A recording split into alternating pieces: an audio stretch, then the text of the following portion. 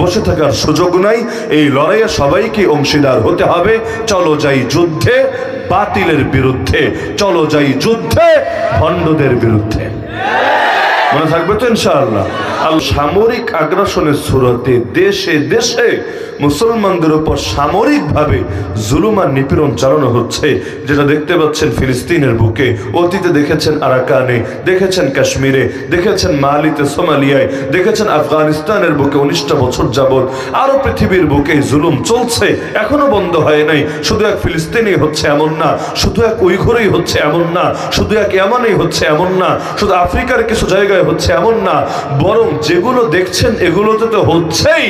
যেইগুলো দেশ যেমন এই বাংলাদেশ, এখানে সামরিক আগ্রাসন সরাসরি দেখা যায় না, তো হকের পথে যারা চলে, হকের পক্ষে যারা বলে, তাদেরকে অনেক সময় ঠিকই ইন্ডিভিজুয়াল ভাবে টার্গেট করা হয়, তাদেরকে আলাদা আলাদা করে সামরিক ভাবেও পেরেশানি করা হয়। তারপরও যেহেতু এটা সামগ্রিক সুরাত না, ইন্ডিভিজুয়াল সুরাত, এজন্য এটার হুকুম দিচ্ছে না।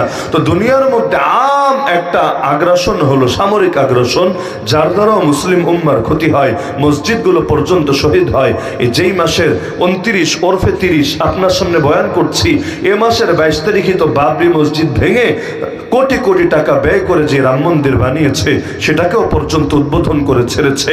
জনমত নিয়ে না, জনসমর্থন নিয়ে না, এমনকি যে তথাকথিত উদ্বোধনের অনুষ্ঠান করেছে, এখানেও বিপরীত দলের রাজনীতিবিদরা তো কেউ শরিকি হয় নাই। এমনকি রামের নামে মন্দিরটা বানালো, রামের জন্মভূমি হিসাবে খ্যাত অযোধ্যার মধ্যে, অথচ আমার চোখ যদি ভুল না করে তাহলে আমার নজরে এটাই পড়েছে, এখানে যতটা না ফোকাস করেছে রামের দিকে, তার চাইতে বেশি ফোকাস করেছে নরেন্দ্র মোদীর দিকে। কারণ নির্বাচন সামনে আসতে যাচ্ছে, আবারও তো গদিতে বসতে হবে বিজেপি। একসময় 2টা আসনও ছিল না সংসদে, অথচ এখন তারাই সংখ্যাগরিষ্ঠ। তাদের বিপরীতে কেউ মাথা চারা দিয়ে দাঁড়াতে পারছে না। তো যেই কয়েকটা এজেন্ডা দিয়ে ওরা ওদের রাজনৈতিক ভিত্তিকে স্ট্রং করেছে, এর মধ্যে সেই কাশ্মীরের জুলুম, সে আসামের জুলুম, আর সর্বশীর্ষে এই বাবরি মসজিদ ভেঙে রাম মন্দির গড়ার জুলুমও আছে। তো দিন তো সবসময় এক যায় না। এখন রাম মন্দির দিয়ে রাজনীতি করে ক্ষমতার গদিতে বসছে, সেদিন বেশি দূরে না যেদিন বাবরি মসজিদ পুনর্নির্মাণের আওয়াজ তুলে আবারও নতুন কেউ আসবে ক্ষমতায় ইনশাআল্লাহ। তো এখন এক তো সামরিক আগ্রাসন, তো সামরিক আগ্রাসন যে ফেতনা, এটা সবাই বোঝে, এটা বুঝতে পিএইচডি করা লাগে না। বরং তো সামরিক আগ্রাসন শুরু হতে দেরি হয়, ইমানি পাওয়ার মজবুত হতে দেরি হয় না। ইসরায়েলি সেনারা ফিলিস্তিনের একটা মাসুম বাচ্চাকে কি পরিমাণ ভয় করে, যেটা এই দেশের অনেক নওজোয়ানকেও হয়তো করে না। বলবেন কি আছে বাচ্চাগুলোর বুকে? আরে কি আছে দেখেন না, মাঝে মধ্যে ছবি দেখা যায়, এক হাতে ফিডার খায় আর এক হাতে পাথর ছুঁড়ে মারে, প্যাম্পাস পরে আছে। এই বাচ্চার ভেতর ইমানি গায়রত এমন জায়গা জেগেছে, ডু অর ডাই, হয়তো কিছু করতে হবে, না হলে মরতে হবে। তো আগ্রাসন শুরু হলে আলহামদুলিল্লাহ ইমান কমে না, ইমান বাড়ে। কারণ ডান কানের লতির নিচ দিয়ে যখন একটা বুলেট যাবে, বাম কানের লতির নিচ দিয়ে আরেকটা বুলেট যাবে, বোম্বিং এর আওয়াজে যখন বারবার ভেতরটা কেঁপে উঠবে, দিলে তখন এটাই বসবে, একমাত্র আল্লাহই পারেন আমাকে বাঁচাতে। তো সব যদি আল্লাহর হাতেই থাকে, নজর এদিক ওদিক দিয়ে কি লাভ হবে? তাহলে আল্লাহর সাথে সম্পর্ক মজবুত করে ফেলি না, তো দেখা যায় কখনো এক যুগ মেহনত করেও যা হাসিল হয় না, মৃত্যু সামনে দেখলে সেই হালত হাসিল হতে 10 মিনিটও লাগে না। তো সামরিক আগ্রাসন মুসলমানদেরকে ঐক্যবদ্ধ করে, ফিলিস্তিনে দলাদলি কই, ভাগাভাগি কই, আলহামদুলিল্লাহ ঐক্যবদ্ধ হতে শিখেছে। বাতিলের টুটি চেপে ধরার জন্য নিজেদের অন্তর্কোন্দলকে মিটিয়ে দিয়ে ময়দানে নামতে শুরু করেছে। এমনকি নারী শিশু কেউ পিছিয়ে নাই, প্রত্যেকের তার সাধ্য অনুসারে বাতিলের টুকটাক হলেও ক্ষতি করে যাচ্ছে। কিন্তু এর চাইতে বড় ফেতনা যেটা আমাদের উপর এসে পড়েছে, এই ফেতনা সামরিকভাবে না, এই ফেতনা চর্মচোখে অনেক সময় দেখাও যায় না, কিন্তু এই ফেতনা এমন এক ফেতনা মুসলমানকে মুসলমানই রাখে না, বেঈমান বানিয়ে ছাড়ে। এই বাংলাদেশের কত লক্ষ কোটি মানুষ যে বেঈমান হয়ে আছে নিজেও জানে না, টেরও পায় নাই। কারণ টের পাবে কিভাবে? কোন কাজে, কোন কথায়, কোন বিশ্বাসে যে ঈমান যায় এগুলো লোকে এখন জানে না, জানার চেষ্টাও করে না। ওযু ভাঙার কারণ জানে, নামাজ ভাঙার কারণ জানে, রোজা ভাঙার কারণ জানে, ঈমান ভাঙার কারণ জানে না, জানার প্রয়োজনও মনে করে না। ভেবেছে কালেমা একবার পড়েছি, আল্লাহর সঙ্গে ডিল হয়ে গেছে, জান্নাতে না দিয়ে আল্লাহ আমাকে রাখবেই না। অথচ নবী বলেন ফিতনার জামানা এত গুরুতর হবে, সকালে মুমিন বিকালে কাফের, বিকালে মুমিন সকালে কাফের। মানুষ দুনিয়া সামান্য স্বার্থে নিজের ঈমানকে বিক্রি করবে। এমনকি বাচ্চা কাচ্চাদের শিক্ষা সিলেবাসে কি ঢুকানো হয়েছে আমার নতুন করে বলা লাগবে না, ইতিমধ্যে আপনারা দেখে ফেলার কথা। কোন জঘন্য জিনিসটা বাকি রেখেছে? ট্রান্সজেন্ডারবাদের কথাই বলবেন, আর আরো যত গাঁজাখুরি আছে সেগুলোই বলবেন। এমনকি এইটার ইংলিশ বইয়ে তো নবীর ব্যঙ্গ চিত্র পর্যন্ত এঁকে ছেড়েছে। নবী সুলাইমান আলাইহিস সালাম আর রানী বিলকিসের কার্টুন এঁকেছে। নবীর কার্টুন যে আঁকে ও তো দুনিয়ায় বেঁচে থাকার অধিকার রাখে না।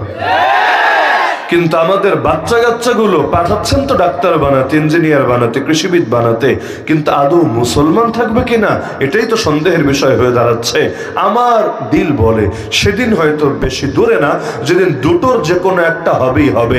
হয়তো শিক্ষা সিলেবাস আমূল পরিবর্তন করবে। ওই জাফর ইকবাল আর ওই সমস্ত মুরগিচোরা গরুচোরাদের কথা শুনে না, বরং আলেম ওলামার পরামর্শ নিয়ে, আর যদি না করে ঘাড়তেরামে প্রদর্শন করে, সেদিন ইনশাআল্লাহ বেশি দূরে না জাতি ওদেরকে হলুদ কার্ড না ডাইরেক্ট লাল কার্ড দেখিয়ে দিবে। কারণ ঈমান আগে দল পরে, ঈমান আগে শিক্ষা পরে, ঈমান আগে ক্যারিয়ার পরে, ঈমান আগে সব পরে। আরে সব ছাড়া যায় ঈমানের জন্য, কোনো কিছুর জন্য ঈমান ছাড়া যায় না। তো ঈমান নিয়ে যারা ষড়যন্ত্র করবে এদের সাথে কোনো আপোষ চলে না, চলতে পারে না। আরে তোরা তোদেরটা নিয়ে থাক না, কিন্তু আমাদের উপর তোরা চাপাতে আসবি, আমরা বসে বসে ললিপপ খাবো না। এই সাংস্কৃতিক আগ্রাসনের বিরুদ্ধে রুখে দাঁড়াতে হবে। প্রতিটা মানুষকে প্রতিবাদ করতে হবে। 10-এর লাঠি 1-এর বোঝা। একজন দুজন মিলে কিছুই করতে পারবে না। উপরন্তু একজন দুইজন যদি মুখ খোলে ওদের পরিণতি এখন যারা কারাগারে আটকে আছে তাদের মতোই হবে। 10 জন 20 জন 100 জন 200 জন 1000 জন 2000 জনকে দমাতে অত কঠিন কোনো ব্যাপার না, চাইলেই পারা যায়। তো সবাই মিলে যদি জাগে তখন ধরবে কয়জনকে? কারাগারে কত জায়গা আছে, কত মামলা দিতে পারবে? তখন এই গণজোয়ারের সামনে নতি স্বীকার করতে বাধ্য হবেই হবে। গত বছর যেগুলো নিয়ে আন্দোলন হয়েছে পরিবর্তন এসেছে আলহামদুলিল্লাহ। যেমন বান্দর তত্ত্ব টিকে নাই, বিদায় হয়েছে। আরো বহু কিছু কোটি কোটি টাকা খরচ করে নতুন করে বই ছাপাতে হয়েছে। এবছর যেগুলো ঢুকেছে ইনশাআল্লাহ টিকবে না, এগুলো সরাতে বাধ্য হবে। কারণ এই আন্দোলন এখন আর কোনো দলীয় আন্দোলন না, বরং এই দেশের আপামর মুসলমানের আন্দোলনে পরিণত হয়েছে। এখন যদি ওরা কিছু টিকতে চায় তাহলে এগুলো পরিবর্তন করতে হবেই হবে, না হলে সব স্কুলে 3 তালাক দিয়ে কওমি মাদ্রাসায় চলে আসবে। মাদ্রাসা তো ইস্তেকবাল করতে রেডি আছে আলহামদুলিল্লাহ। মাদ্রাসা কমে নাই, আগের চাইতে বেড়েছে। আরে ওরা যে কি বলদামিটা করে নিজেরাই টের পায় না।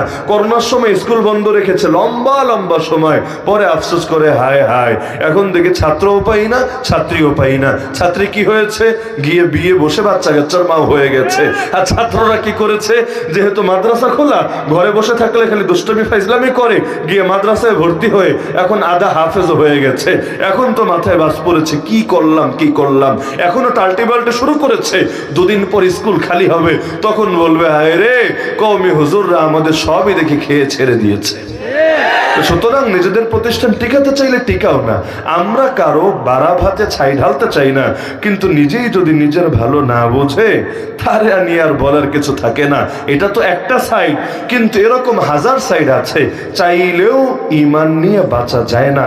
ঈমান বাঁচানো যে কতটা কঠিন এটা যারা মাদ্রাসায় থাকে তারা না বুঝতে পারে, কিন্তু কলেজ ভার্সিটিতে থেকেও সে যদি নিজের ঈমানকে 100% বাঁচাতে চায় কি পরীক্ষা তাকে দিতে হয়। প্রশাসনে থেকে থেকে বিভিন্ন চাকরি বাকরি করে যদি ইমানকে শতভাগ বাঁচাতে চায় তাকে কি পরীক্ষা দিতে হয়, কোর্ট কাচারিতে থেকে আরো বিভিন্ন পেশায় থেকে ইমানকে বাঁচাতে কি যে পরীক্ষা দিতে হয়, এটা সংশ্লিষ্ট লোকদের সামনে অজানা না। তো সেই জামানে এসে হাজির হয়েছে যখন ইমান বাঁচানো হাতে আগুন রাখার মতো কঠিন হবে। তবে সুদিন সবসময় থাকে না, নবীর জামানায়ও ছিল না, কিন্তু মুসলমান তো সে যে সুদিনও দিনের পাশে থাকে, দুর্দিনও পাশে থাকে। তয়েফ হলেও লাব্বাইক, বদর হলেও লাব্বাইক। যদি রক্ত দেওয়া লাগে তাও দিতে রাজি, যদি লড়াই করে রক্ত নেওয়া লাগে তাও নিতে রাজি। সুতরাং সামরিক আগ্রাসন আমাদের উপর চলছে না তাই বলে হাল ছেড়ে দিয়েন না। এই লড়াই আরো কঠিন লড়াই। এই লড়াইয়ে যারা হারবে ওরা ওদের অঘোষিত সেবা দাসে পরিণত হবে। আরে বদরের বিজয়ী দেখলেন তো কাদের হাতে বদর রচিত হয়েছে তা দেখলেন না? এই ঈমান একদিন দুদিনে গড়ে নাই। এই ঈমান যদি এই জামানা করতে পারেন, ইনশাআল্লাহ কিসের আমেরিকা, কিসের ইসরায়েল, কিসের চায়না, কিসের ইন্ডিয়া কেউ দমিয়ে রাখতে পারবে না। সুতরাং সাংস্কৃতিক আগ্রাসনের সামনে হেরে যায় না। পরিস্থিতি যতটাই কঠিন হোক, আল্লাহ এবং তার রাসূলকে ভুলেন না। মনে থাকবে তো ইনশাআল্লাহ? তা আমি শুধু মূল শিরোনামটা দিলাম, না হলে এর যদি আমি উদাহরণ দিতে শুরু করি 2-4 ঘন্টা গেলেও আলোচনার কোনো কুল কিনারা করা যাবে না। তো দুনিয়ায় 2 রকম ফিতনা মাথাচাড়া দিয়েছে। এক হলো সামরিক আগ্রাসনের সুরতে, আর এক হলো সামরিক না সাংস্কৃতিক আগ্রাসনের সুরতে। দেখতে সামরিকটা কঠিন, সাংস্কৃতিকটা সহজ, তবে পরিণামের বিবেচনায় সামরিকটাই সহজ, সাংস্কৃতিকটাই কঠিন। কারণ সামরিকভাবে মুসলমান যদি ঈমানের উপর অটল থাকে, পৃথিবীতে কেউ নাই তাদেরকে হারাতে পারবে। সাময়িক 2-1 ফিল্ডে পরাজয় নামতে পারে, কিন্তু বিজয়ের হাসি সদা সর্বদা মুমিনরাই হাসে। কারণ সাহায্য কার হাতে? বিজয় কার হাতে? রহমত বরকত কার হাতে? ওমান ইয়াতাওয়াক্কাল আলাল্লাহি ফাহুয়া হাসবু, হাসবুনাল্লাহু ওয়া নি'মাল ওয়াকিল, নি'মাল মাওলা ওয়া নি'মান নাসির। সুতরাং সামরিকভাবে আমাদেরকে হারাতে পারবে না, তবে আমাদের অজান্তেই যদি আমাদেরকে বেঈমান বানায়, সেকুলার বানায়, নাস্তিক বানায়, মুরতাদ বানায়, ট্রান্সজেন্ডার বানায়, এর চাইতে আফসোসের কোনো বিষয় হতে পারে না। সুতরাং প্রত্যেকের প্রতি আমার উদাত্ত আহ্বান থাকবে, আর জবান বন্ধ রেখে বসে থাকেন না। প্রত্যেকে নিজের জায়গা থেকে আওয়াজ তোলেন। এখন তো আলহামদুলিল্লাহ কিছু মানুষ এই দেশে ইতিহাস সৃষ্টি করে দেখিয়েছে। আসিফ মাহতাবের কথাই বলেন, ডক্টর সারোয়ারের কথাই বলেন, ইনশাআল্লাহ এই জমিন তাদেরকে মনে রাখবে। আরে এই কথাটা আমার বড় ভালো লেগেছে। আসিফ মাহতাব স্যার পর্যন্ত স্বীকার করেছে যে আমাদের আলেম ওলামারা, তাওহীদি জনতা প্রমাণ করে দিয়েছে যে এই উম্মার সবচাইতে পাপী লোকটাও উম্মারই সদস্য, তারা তাকে অসহায় ছেড়ে দেয় না। 2 জন মানুষ আওয়াজ তুললেই যদি পুরো দেশটা নড়ে চড়ে ওঠে, তাহলে যেদিন 2 জন না, 200 জন না, 2000 জন না, লক্ষ লক্ষ মানুষ আওয়াজ তুলবে, পরিবর্তন না হয়ে কোথায় যাবে? নাস্তিক দেশে কয়টা? আরে অনেক সময় এক মাহফিলে যে শ্রোতা থাকে, গোটা দেশ খুঁজলে নাস্তিকও এই কয়টা পাওয়া যাবে না। বিশ্বাস না হলে বালিয়ার মাহফিলে শ্রোতা হিসাব করেন, আর গোটা দেশে নাস্তিক কয়টা আছে হিসাব করেন। আমি চ্যালেঞ্জ দিয়ে বলবো, এক বালিয়ার মাহফিলের শ্রোতাই গোটা দেশের নাস্তিক কুলের চাইতে বেশি আছে। তো এই কয়টা নাস্তিক মিলে যদি হাউকাউ করে সরকারেও চিপায় ফেলে আমাদের উপর জোরপূর্বক কুফর, শিরিক, নষ্টামি, ভ্রষ্টামি, অপকর্ম, অশ্লীলতা চাপিয়ে দিতে পারে, আমরা দ্বিগুণ জোর আওয়াজে আমরা আমাদেরটা ওদের উপর চাপিয়ে দেব ইনশাআল্লাহ। কারণ তোরা আমাদের উপর চাপালে যদি আগ্রাসন না হয়, আমরা চাপালে আগ্রাসন হবে কোন দুঃখে? কেউ পাবে আর কেউ পাবে না। তা হবে না, তা হবে না। পেলে সবাই পাবে, না পেলে কেউ পাবে না। তোরা কয়জন মিলে সবাই নষ্ট করবি, আর আমরা বসে বসে তামাশা দেখব? এটা হবে না, হতে দেওয়া যাবে না। সুতরাং সব বাতিলের কোমর ভেঙে দিতে হবে। নাস্তিক হোক, হিন্দুত্ববাদী হোক, সেকুলার হোক, ট্রান্সজেন্ডার হোক, সমকামী হোক, এই দেশ ইসলামের ছিল, ইসলামের আছে, ইসলামের থাকবে। আগামীর বাংলাদেশ নাস্তিকতার বাংলাদেশ হবে না, সেকুলারিজমের বাংলাদেশ হবে না, হিন্দুত্ববাদের বাংলাদেশ হবে না। আগামীর বাংলাদেশ হবে ইসলামের বাংলাদেশ, আগামীর বাংলাদেশ হবে কোরআনের বাংলাদেশ। ইনশাআল্লাহ কেউ এটাকে ঠেকিয়ে রাখতে পারবে না।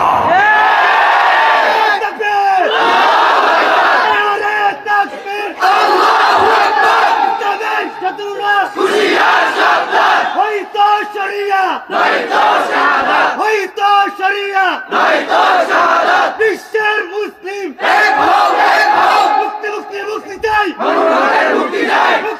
মুক্তি চাই। তো ওরা যখন বলে দেশটা সেকুলার রাষ্ট্র হবে, দেশটা নাস্তিক্যবাদী রাষ্ট্র হবে, দেশটা হিন্দুত্ববাদী রাষ্ট্র হবে, ওটা যদি উগ্রবাদ না হয়, আল্লাহর কসম আমরা যদি বলি এই দেশ ইসলামের দেশ হবে, এটা উগ্রবাদ হবে না।